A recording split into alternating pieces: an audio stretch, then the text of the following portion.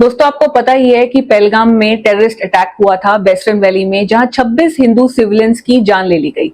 लेकिन कांग्रेस के एक सीनियर लीडर, जो कि पहले फाइनेंस मिनिस्टर भी रह चुके हैं, उन्होंने आज ऐसी बात कर दी कि पूरा देश शॉक में आ गया। जब पूरा देश पाकिस्तान के खिलाफ यूनिटी दिखा रहा है, तब पी चिदम्बरम ने पूछा, प्रूफ क्या है कि अटैकर्स पाकिस्तान से आए थे? मतलब 26 सिविलियंस मारे गए और आपको प्रूफ चाहिए? Answer. The second one is they are unwilling to disclose what the NIA has done all these weeks. Have they identified the terrorists, where they came from?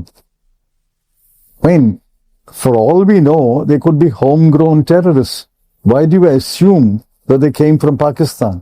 There's no evidence of that.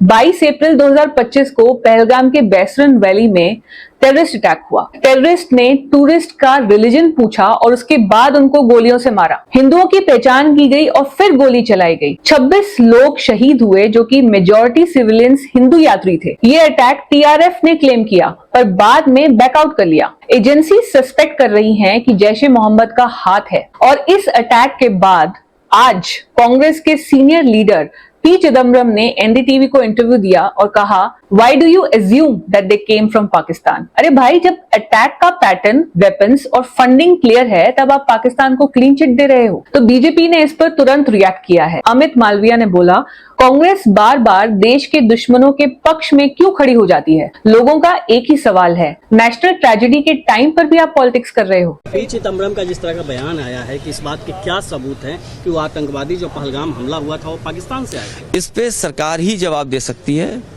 और कांग्रेस भी दिल्ली की सरकार में रही है, तो वो पूछ सकते हैं, उनके स्रोत होंगे, उनकी जानकारी होगी। इंडिया ने इसके बाद तुरंत ऑपरेशन सिंदूर लॉन्च किया। टारगेटेड एयर स्ट्राइक्स की गई और पाकिस्तान ऑक्यूपाइड कैंप्स जैसे कि एलईटी और जेईएम के बेसिस उड़ा दिए गए। ये मैसेज बहुत क्लियर था कि भारत अब कोई भी टेररिस्ट अटैक टॉलरेट नहीं करेगा। पर पार्लियामेंट में अब कांग्रेस इस स्ट्राइक पर भी सवाल उठा रही है। मुझे ऐसा लगता है कि जब देश के सिविलियन शहीद होते हैं, तब वोट बैंक और माइनॉरिटी अपीसमेंट की पॉलिटिक्स बंद होनी चाहिए। अटैक के बारे में क्लैरिटी चाहिए, न कि कंफ्यूजन। है कि पाकिस्तान को पाकिस्तान से ज्यादा बेहतर कांग्रेस पार्टी डिफेंड कर रही है।